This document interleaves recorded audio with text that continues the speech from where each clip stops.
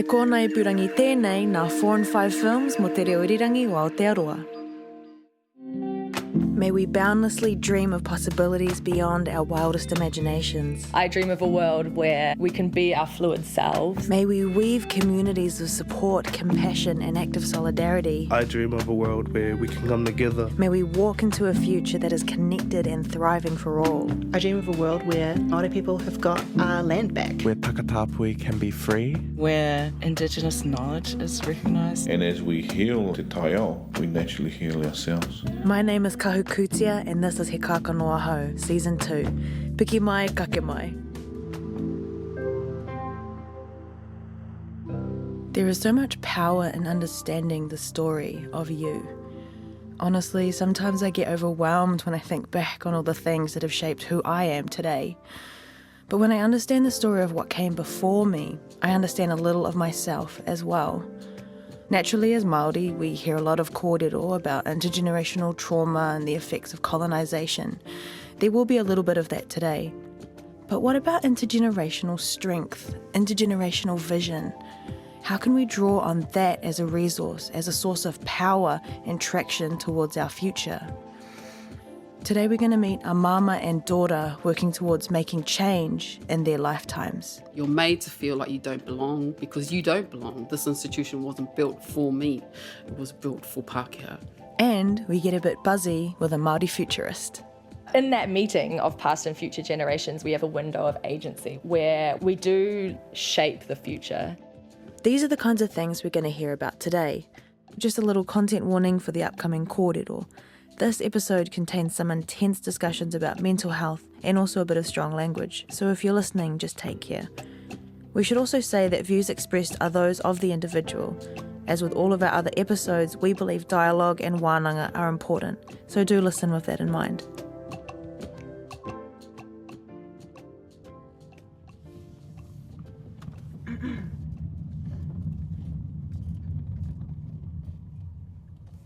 That's a park, eh?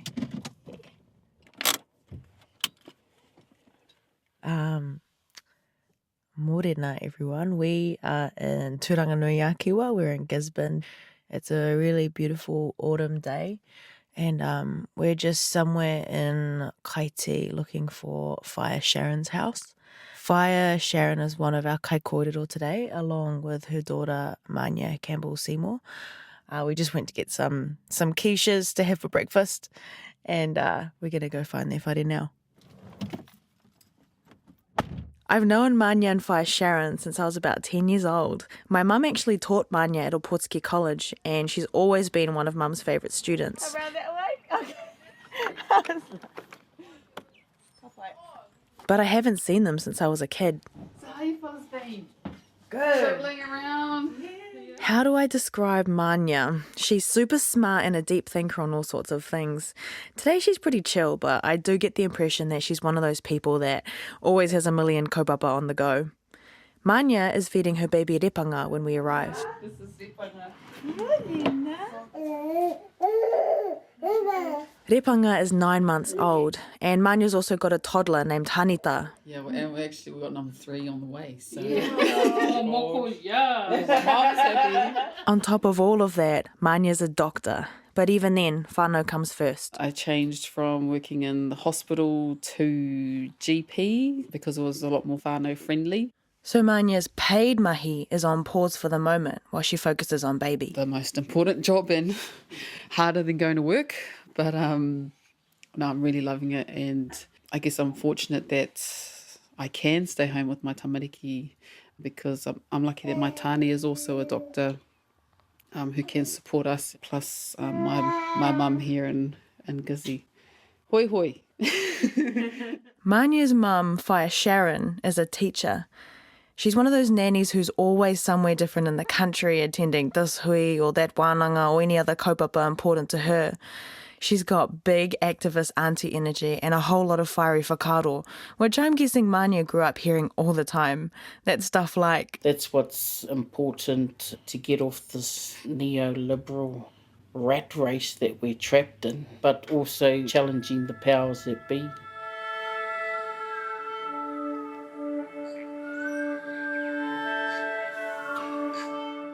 We're at Whaia Sharon's house. She lives here with her youngest son, Iki. Mānia lives about an hour south in Wairua. That's where her husband's whānau are. She spends a lot of time here in Gizzy visiting Nan, though.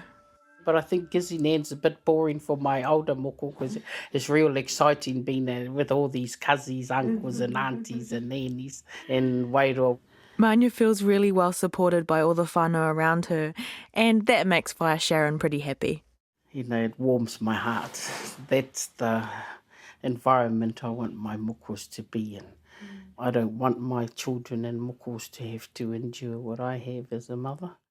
What Whaia Sharon is talking about is being a solo mum and raising her 7 kids. On top of that, she was also studying to be a teacher. I consciously decided that all my time and energy needed to be with my kids and around them. That's why I went into teaching, to be honest.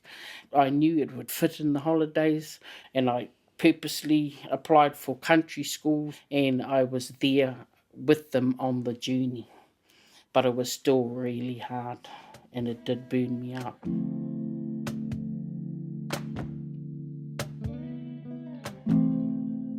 With her mum busy with mahi, it fell on Mānia as one of the eldest to help out with her siblings. Yeah, you grow up a lot quicker. You just naturally take on those responsibilities of, you know, caring for the younger ones. So Iki, who's my younger brother's, he was very sickly, and I think I was about 11, 12. So, you know, to help mum, I would bring Iki into my bed, so sleep with me, so that she could get a good night's sleep and ready to go to work the next day. And, you know, you teach yourself how to cook, yeah, just to help relieve those pressures. We know how this story turns out. Whaia Sharon gets her teaching qualification and goes into education. Mānia grows up and becomes a doctor. These are both pretty amazing achievements and testament to their community support and hard work. But as we know, both of these career paths are really tough. Statistics for burnout in teaching and healthcare are incredibly high. And they're also wahine Māori. That makes things a little bit harder. Here's Whaia Sharon. Because I was up at Waikato University in the Faculty of Ed for almost 5 years. I never sugarcoated anything. And I regularly had visits from the manager. Or I was called to an office. and I would say, I'm not going to sugarcoat the history. And there was always the element of discomfort.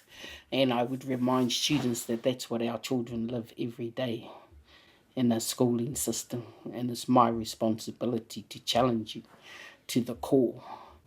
Because I do not accept that we have an education system that pays itself billions of dollars to continue failing our tamariki at the same rate.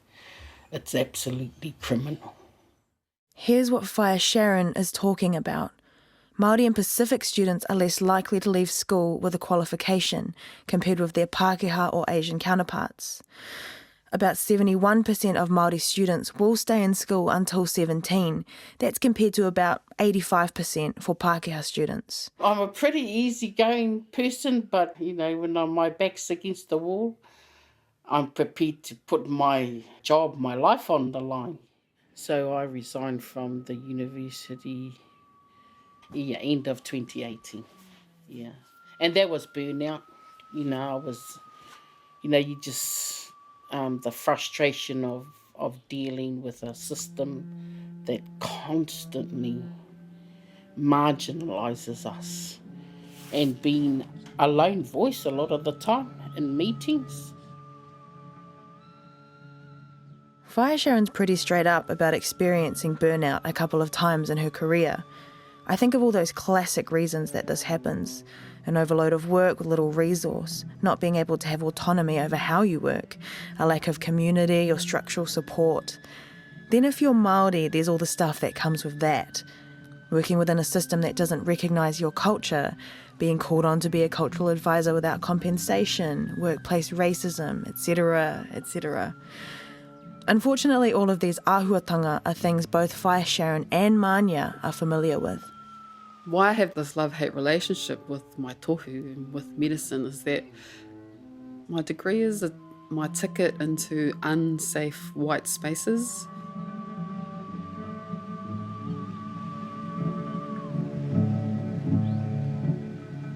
Who would want to subject themselves to constantly feeling alienated, constantly feeling undervalued, the tokenism, all that stuff. Yeah, so it was really proud to get into medical school, but it was a hugely alienating experience. I just felt myself becoming less and less Māori, and I hated it. The university, just in general, like Mum describes, hugely racist. Other students remind you that you don't belong and that you're only here because of the Māori and Pacific admission schemes that exist, and that you're, less of a student, less of a human, really. And that's what I mean by was dehumanising, alienate. Yeah, really alienating. You're made to feel like you don't belong because you don't belong, because it's not, this institution wasn't built for me, it was built for Pākehā. In 2019, the Waitangi Tribunal released the Hauora Report, which was looking into health services for Māori. It's pretty bleak reading, talking about a whole lot of ways that Māori are left disadvantaged within our health system. Māori adults within the health system are almost twice as likely to experience racial discrimination in their lifetime over their non-Māori counterparts.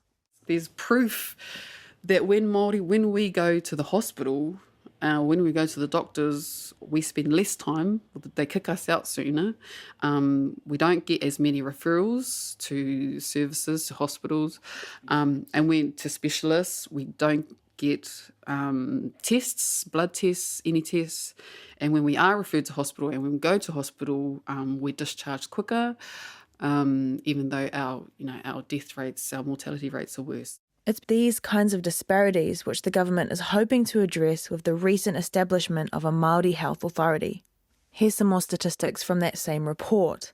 At birth, Māori men have a life expectancy of 7.3 years less than non-Māori men. It's 6.8 years less for Māori women.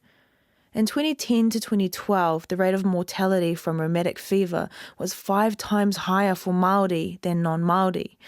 Māori are more likely to access services later than their non-Māori counterparts and to experience serious disorders or coexisting conditions. Yeah, it's a pretty crazy system, and I know many of us have experienced firsthand some of the ways that works. But, much like the education system, the health system is just the same. It's just, really heartbreaking to be at the coalface and to see it, how it impacts our whānau. And so if you're someone like Whaia Sharon or Manya working within the system, I think to be sustainably invested for the long term, you need space to rest, you need community care and support. And to be honest, none of it's going to be sustainable if we don't address those systemic issues that lead you there in the first place. Because you're trapped because you have to survive and you're working in their shit system that doesn't work. So you don't have the time to heal. That's where we go to from there. So healing first. Healing first. We're going to come back to Manya and Whaia Sharon, but now I want to meet a Māori futurist. Kia ora. Oh, hi. Mwah. How's your morning been? Good. I went for a run this morning because I was like any anxious thoughts, I'm like, come now. And then I release them when I run. This is Hannah Burgess, and I've never met her before, but she's exactly how I imagined. She's wearing this t-shirt that says, "F*** your linear time," and she's got this mean landback tattoo on the back of her legs. Her nails are painted in the most immaculate pāua design. I love power so much. The generosity of Tangaroa and Hine Moana to gift us these, and they're fucking yum. Yep, absolutely tautoko that. I'm here to talk with Hannah, though, about some other stuff, not just pāua. It starts with her PhD, which is pretty complicated to explain. Basically, it's about genomic research. Which is essentially this Pākehā, idea of finding the causes and solutions to our health issues through our genes. So at the moment in Indigenous communities, genomics is a big one. Scientists to kind of come into our communities, wanting our DNA, our genes, our genetic information. But the way that I'm looking at it is just an extension of the colonial project.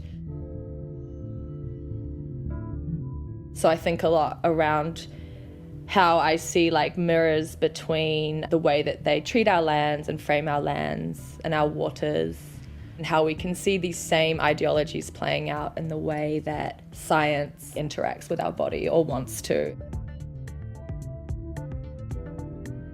Hannah is an artist, so she's puzzled out a lot of these really complicated ideas in a creative way. She makes these really cool zines from old DNA textbooks and American Scientist magazines. Unraveling these colonial ideas by literally cutting them up and like, I guess, unraveling the book and then putting them back together, which is what they did to our stories, our pūrākau. And so it feels real cool to just be like, actually, you know what, like, cut it up. On the plane up to Tāmaki, I read this really cool book called Whose Futures. It's pretty much a collection of voices and perspectives theorising about different potential futures for Aotearoa. Hannah co-wrote an amazing chapter where she applies a decolonisation lens to the concept of time. Māori time, it's not linear. And so I was kind of like resisting this idea of linear time and resisting the Gregorian calendar and resisting these like Pākehā conceptualizations of time. But then, as with a lot of things, like that critique is only step one. It's like, okay, well then what is Māori time? What is this? Like anything, you know, we started with whakapapa because the future is about whakapapa. As Māori, we know whakapapa is one of the main tools that we have to understand ourselves and our connections to others. Whakapapa connects us to our tīpuna, to the whenua around us.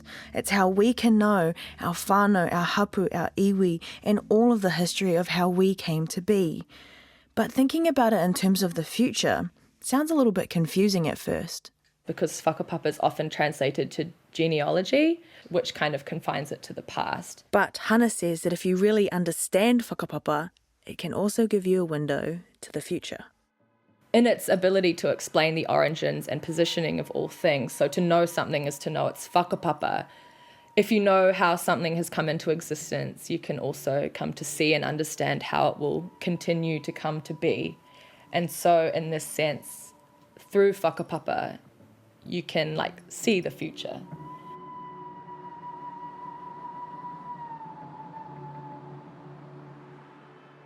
You know, we are our mokopuna and our tūpuna meeting in the present. So essentially as Māori, we can see and understand time through our mokopuna, the eyes that will come after us, and through our tūpuna, the eyes that have come before us.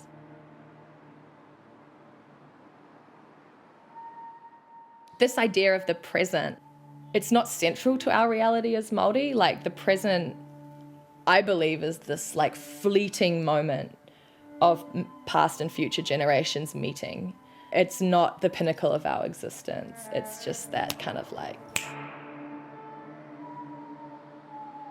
But in that meeting of past and future generations, we have like a window of agency where we can shape our whakapapa and shape the future. In that meeting of past and future generations. So seeing how hard my mum worked as a single mum, we have a window of agency.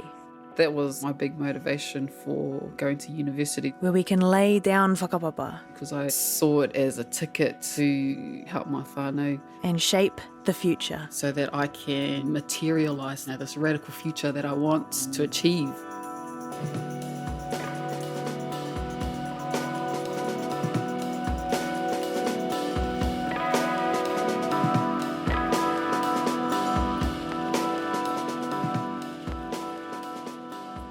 Okay, hold up. Let's pause for a second and go back in time a little bit. Tracing Manya and Whaia Sharon's whakapapa to just one generation before. Back to Hinehau. Mum really, she did some amazing stuff. I don't do half of what she did. Hinehau Kathleen Campbell was born in rural Gisborne on March 12, 1936. She was the first in Manya and Whaia Sharon's whakapapa to graduate from uni. And then she was also a cook at what's still called the Rangatira pub in Te Karaka, and that's where she met Dad. Dad was a Pākehā farmer called Barry. And then they moved to Omarumutu and farmed there for some years with her brother, milking and running stock as well as pigs. Around town, Hineho was known as the wahine who got stuff done. She organised community events and fundraisers, even a debutante ball, and was one of the main kaikaranga on their marae. Barry helped out where he could. He would slaughter beasts, mutton and pigs for hui that Mum supported. So he was a really good provider. He was an awesome husband to our Māori mother. But Barry is a complicated character. Love my dad to bits, but he's still very racist. He's 83 now, so he left home at 13. He's virtually spent 70 years of his life around Māori and Māori communities. And we still debate quite robustly even now. It's because of things like this that Whaia Sharon didn't learn te reo as a kid. Her mum Hineho spoke te reo, but not really around the house. Now, Dad was adamant that Mum was not to speak Māori to us. Anytime we heard it in the community, and we were in the community a lot, my brother and I with Mum, but because of the constant message from home, from Dad, we would switch off. And when we were growing up, he would always say, Maori's not going to get you anywhere, and he still kind of says that. So I didn't learn te reo Māori, and I'm still learning te reo Māori.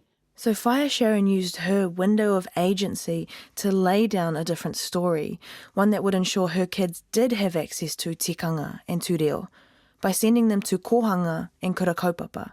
Here's Mānia. I grew up in a Māori bubble, that's how I describe it really. Kohanga reo o Ruatoki and Ruatoki school as well. Very privileged to have that upbringing and to be raised in a rural Māori community where going to the marae was normal, hearing te reo Māori was normal. Māori was my first language growing up. And then because you grow up in that Māori bubble, you just assume all other Māoris grow up like that too.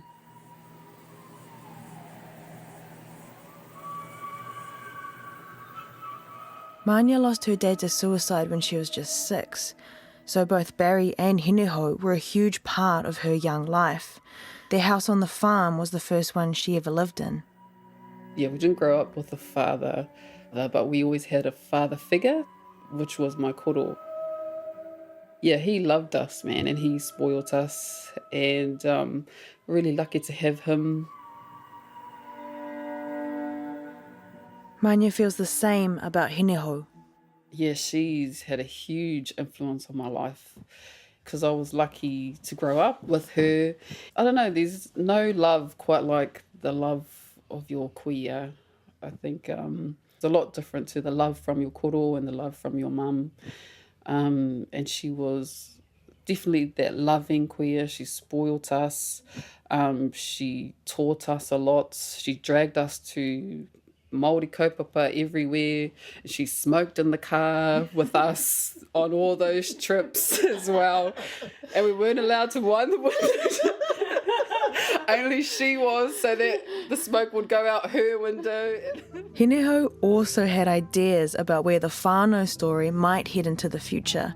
And in that classic way that nannies sometimes do, she applied just a little bit of career pressure to her moko mahania. From when I was a little kid, she would always say to me, oh, you know, moko, you be our doctor, you know, you go be a doctor for the whānau. And I was like, it's just something I heard my whole life. And then my aunties caught on, so they would say it too, oh, mine, she's going to be a doctor. You know, I'm like 10 years old, like, I don't know the first thing about becoming a doctor. We had no doctors in our whānau. So in my mind, I was like, okay, so to be a doctor, I'll get my nan to drive me to Whakatane Hospital and I'll fill out an application form and then I'll be a doctor, you know, because I had no idea of how to become a doctor. So I thought, oh, yes, sounds straightforward, you know. Easy. Yeah, easy. Just hopefully I get, my application goes through. So it was a huge relief actually to get into med school because I was just trying to be a good girl and listen to my nan. But unfortunately, my nan passed away before I got into medical school, so she never got to see me go to med school or graduate, which was, it was really difficult, I guess, to come to terms with. But I know she's with me all the time anyway. One of the other ways that Mānia and Whai Sharon are laying down a new story and weaving a path of whakapapa is through the Mana Wahine Kaupapa Inquiry, which they just submitted a brief of evidence for.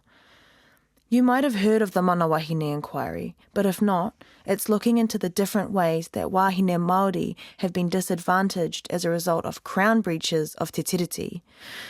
The first part of it was filed 28 years ago by a group that included Dame Whina Cooper and many of our other prominent Māori kura, but it was formally initiated in December 2018 by the Waitangi Tribunal.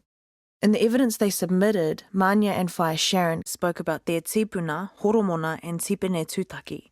These two fought the crown at the siege of Wairingaahika, and they were sent to the Chatham Islands with the likes of Te Kōti. The men weren't sent there alone though. There was well over 100 women and children that were also sent to wharekauri, and there's no record of their names. So, an indicator that the value of te ira wahine, our matriarchs and tamariki, through the process of colonisation have been erased. And so the reason why we went there was to remind them that we're still here.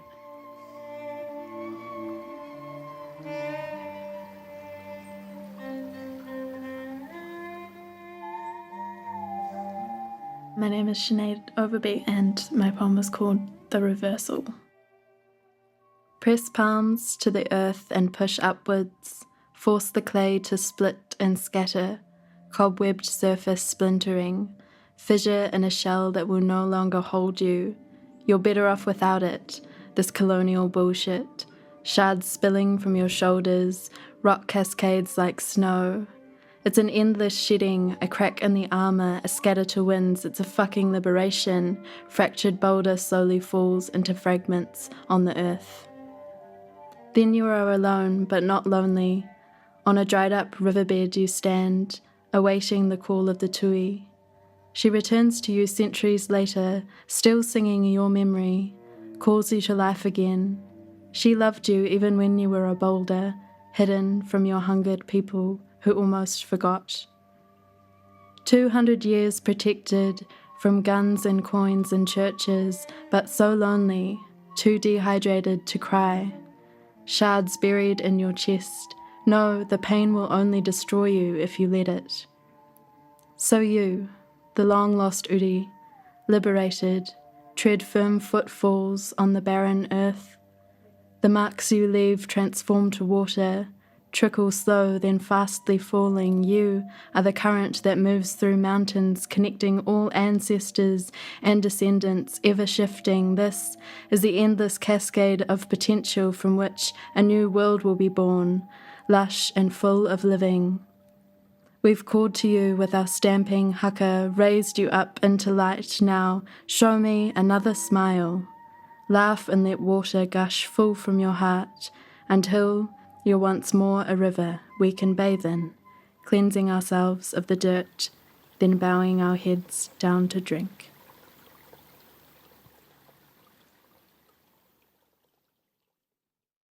It's the young generation that give me hope. It was the same when we went to Ihu Mātau. This is Whai Sharon again. At the protest there, it was the young ones that I was so heartened by.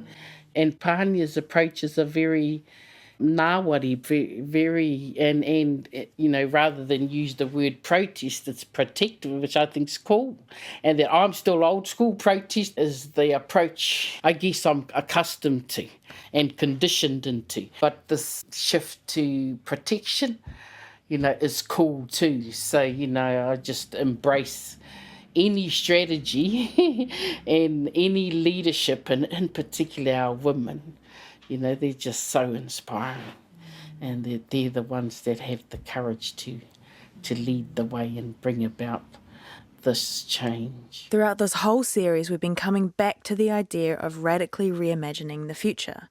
That's obviously right up Fire Sharon's alley, and for her it means Getting back to the whenua and back to the basics. and getting back to whānau. That was our traditional social structure, and we need to get back to that. Because as a single mother, I know how hard it was to not have an auntie or uncle next door or there to come and help me with my tamariki. And I don't want my kids to go through what I went through. And so rebuilding our community, our whānau, for me, you know, I think whānau ora, that kaupapa is coined well, being called whānau ora, because we have to strengthen whānau first before you've got any hope of making a difference at hapu level. When I ask Manya about her dream future, she talks about how whānau react when they realise their GP is Māori. You can see how they light up when they see you. Especially our Māori whānau, our Māori kids, they would just light up and say, oh, you know, māmā-daughter, oh, we need more. So I'm not going to be judged for my problems today. yeah. And going to be treated, not just with respect, but treated adequately. But there's a bit more to Manya's dreams than just more Māori doctors. I want my mokopuna to not have to fight racism, you know, not have to fight for their lives, and that they can just be and be Māori.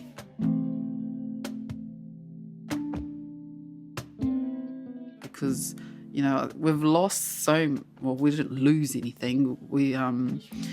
No, it wasn't lost, because that makes out that we were careless and that we just let our whenua go. We just let our reo go, you know, we didn't lose anything. Our resources were taken from us, you know, we were left dispossessed and displaced, you know, with And nothing. Still displaced, still homeless, nothing's changed. Yeah, and Still so dying prematurely because of a racist health system too. and that's why it's you know, there's an obligation to resource Māori. Our whānau generally, you know, doing the best they can with the resources available to them. And, you know, whilst strengthening whānau is important, you know, there's also the obligation at a political level, a government level basically, to resource our whānau, resource our communities, so that we can realise our full potential, you know, as whānau, as communities. And contribute back to Aotearoa as a whole. Because what's good for Māori is good for the whole country.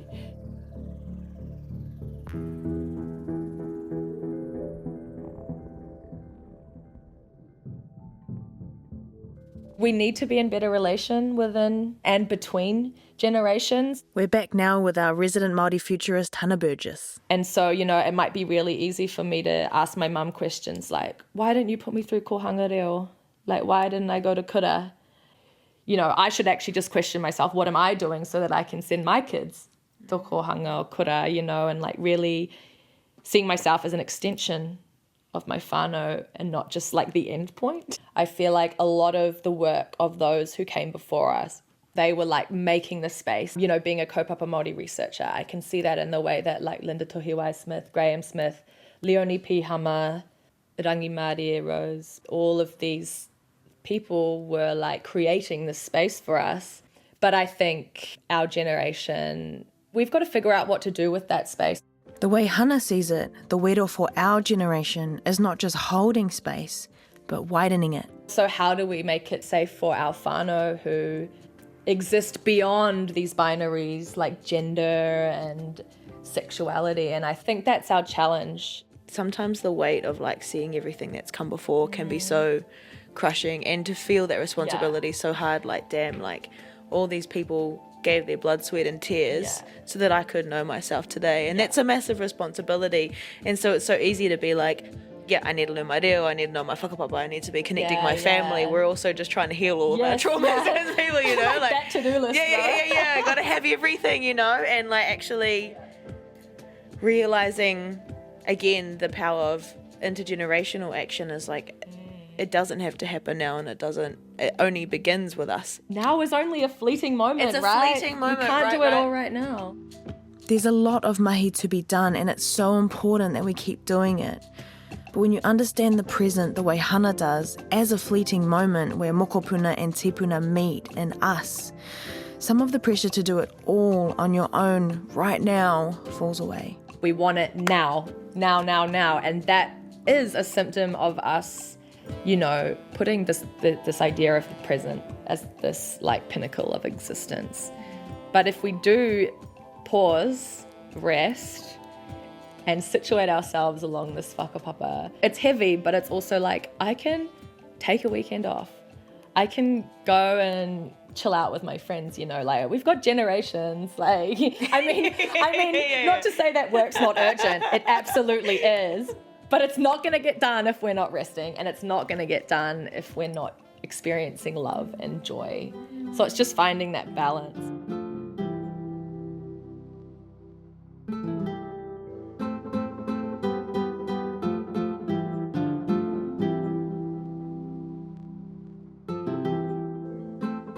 This brings us back to something we've heard in this series more than once. If we want to have the energy for the hard stuff, we also have to allow ourselves some time out. We've talked about how hope is a privilege, but so necessary. The same can be said of joy. I think a lot about laughter in particular.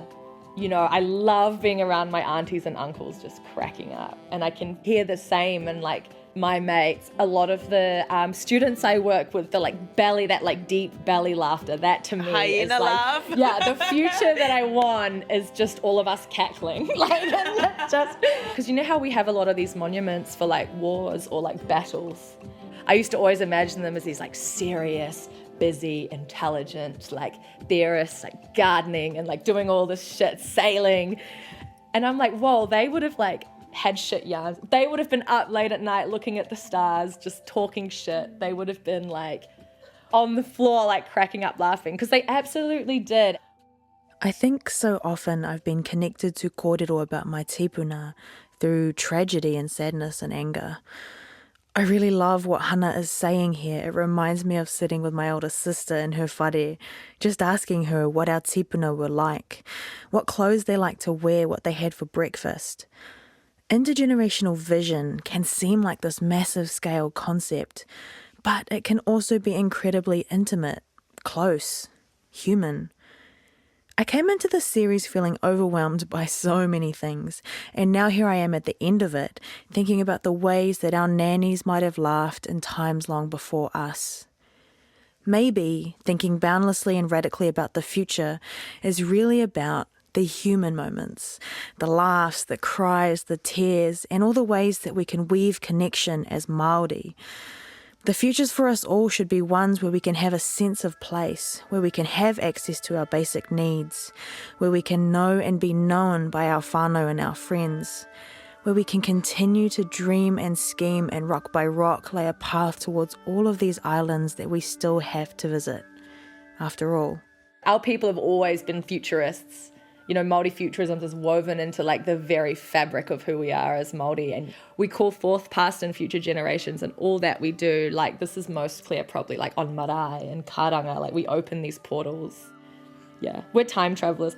E kore au e naro, he kākano ahau I ruia mai I rangi Atea. E hoa mā, that is season 2 of He Kākano Ahau. I really dream of a world where Māori own the country that was taken off them. I dream of a world where our way of being is valued and respected. I dream of a world where we don't put people in concrete cages to try to fix problems that are social.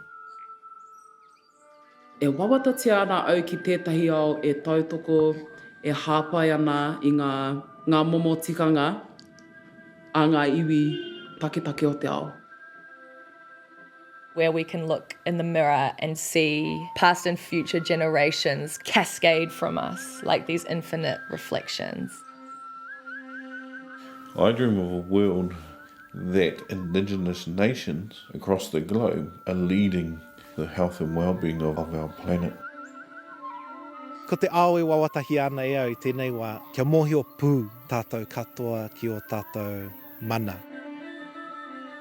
I dream of a world where we have fresh waterways, free from contamination and pollution, where our moana are all flourishing and teeming with life. I really dream of a world where Māori would go back to their marae, have a feast, build on our own land for our own people, and live off the land as well. I dream of a world where everyone looks after each other.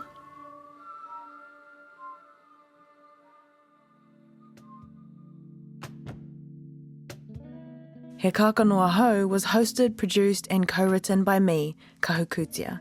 Melody Thomas is the other co-writer and producer for the series. She also edited with the help of Kirsten Johnstone. Big mihi to our production assistants, Tahira Maio Nahi, Briar Pomana, India Logan Riley, Rebecca Parangi. Our accounts manager is Alison Pearce. Our reo advisor is Jamie Tehuia Cowell. Mark Chesterman is the series engineer, and Ursula Grace and Francis Morton are the executive producers. Music for the series created by Ruby Soli, Ma and Ranui Mars, and our cover art is by Huriana Kopeke Te Aho. So many thank yous to our poets and creatives, Ranui Mars, Zembri Aulani, Marati K, Taranaki Young Grace, Trinity Thompson Brown and Sinead Overby. Big mihi to the folks at RNZ, Megan Whelan, Shannon Honui Thompson, Justine Murray and Tim Burnell. This podcast was made with the support of RNZ and New Zealand On Air. The final big thank you is to all of our kai kōrero who shared their thoughts, hopes and dreams for this season of He Kākano Ahau. We are so grateful.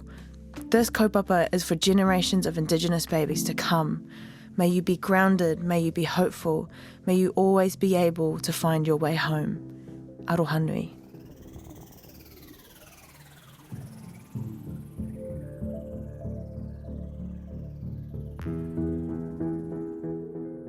Introduce yourself. Oh, yeah.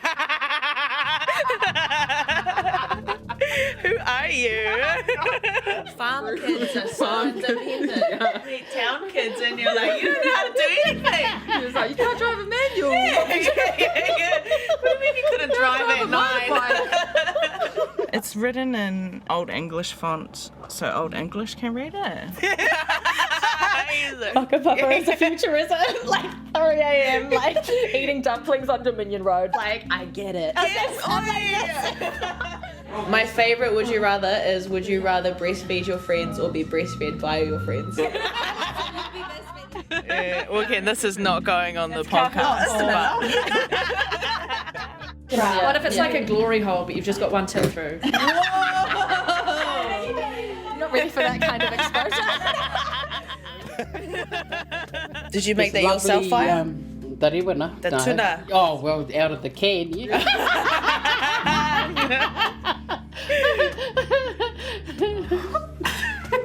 There's crying in the corner. You know it's going to ruin your career. What are you doing? What?